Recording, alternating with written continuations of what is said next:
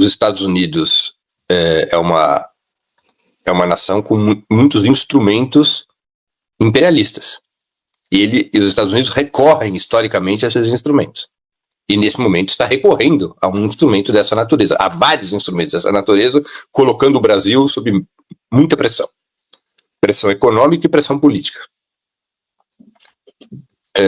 Como eu já tive a oportunidade de expor aqui meu ponto de vista, eu não acredito que o único, ou até mesmo o principal objetivo de Trump seja ajudar seu aliado Bolsonaro, embora esse seja um objetivo importante. Além de ajudar Bolsonaro, os objetivos de Trump são claros. Enfraquecer o BRICS através da pressão contra o Brasil. Por uma série de razões, o governo norte-americano parece considerar o Brasil o elo mais fraco do BRICS. A razão principal é visível. Dentro do Brasil, nós temos uma quinta coluna poderosíssima. As classes dominantes do Brasil, o empresariado brasileiro, na sua maioria, é pró-americano. Tá?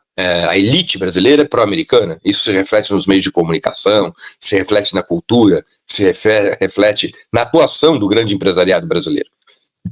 A existência dessa quinta coluna, representada pelas elites brasileiras, dá a Trump a confiança de que, se ele pressionar o Brasil, mais cedo ou mais tarde, essas elites trairão o país e pressionarão o governo para acatar as pressões norte-americanas. Essa quinta coluna que existe no Brasil não existe na China, evidentemente, não existe na Rússia, e é mais fraca na Índia e na África do Sul do que no Brasil.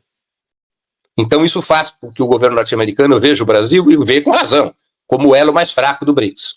Basta ver como já começam a se mover pressões contra o presidente Lula para ele sair do BRICS, para abandonar os planos do BRICS de desdolarização. Já começa a pressão nos meios de comunicação, das associações empresariais, dos porta-vozes do capital, dos fundos financeiros. Vai começando aquela pressão, que ela se inicia de uma maneira sorrateira e ela vai ganhando áreas públicos com rapidez. Isso já começou a acontecer. Presidente Lula, seja mais moderado, ceda, negocie, ofereça as terras raras, ofereça saída à desdolarização. Presidente Lula, seja mais moderado, não brigue com os Estados Unidos. Já começou o coro. Um coro que, inclusive, se infiltra no governo e no PT. Não tenhamos dúvidas a esse respeito. Tá? E o outro objetivo, além de apoiar Bolsonaro e de enfraquecer o BRICS, o outro objetivo de Donald Trump é recuperar a influência na América Latina. E não há como recuperar a influência na América Latina sem ter o governo brasileiro, sem ter um governo no Brasil aliado dos Estados Unidos. O Brasil é decisivo para os Estados Unidos recuperarem influência na América Latina, uma região na qual a influência chinesa cresce aceleradamente.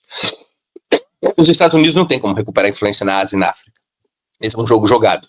Mas o jogo na América Latina, por razões até geográficas, é um jogo que pode ser ainda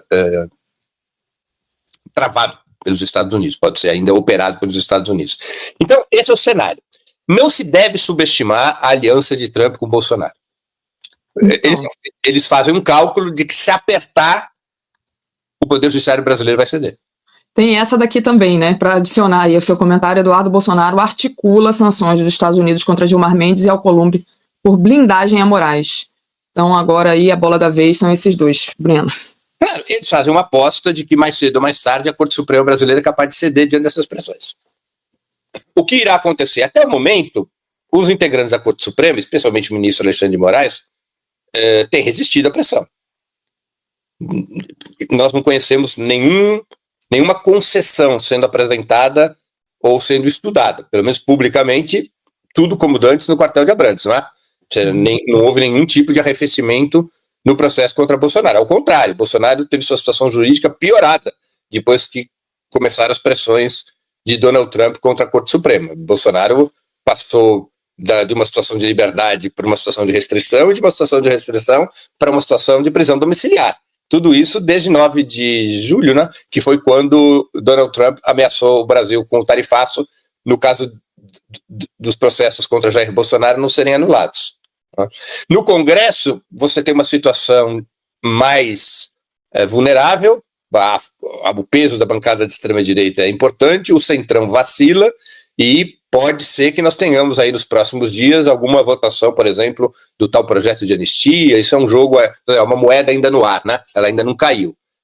Mas até o presente momento, não houve concessões a Donald Trump no tema Bolsonaro. Haverá concessões? Difícil de saber, né? seja, eu já tenho muitos anos que eu abandonei a arte das previsões, eu só faço previsão sobre o passado. Previsão sobre o futuro, previsão sobre o futuro é muito risco de erro, né? É difícil saber. É difícil saber. Eu acho que o Alexandre de Moraes tem tido uma postura muito firme. Os demais ministros da corte terão a mesma postura?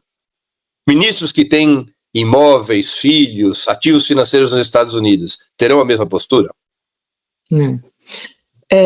Breno... Nossa obrigação é exigir que sim, que tenha uma postura firme, mas eu não sei dizer, eu não boto minha mão no fogo por ministro do STF. A gente já teve algumas experiências A gente está com as mãos queimadas, né? As mãos são todas queimadas.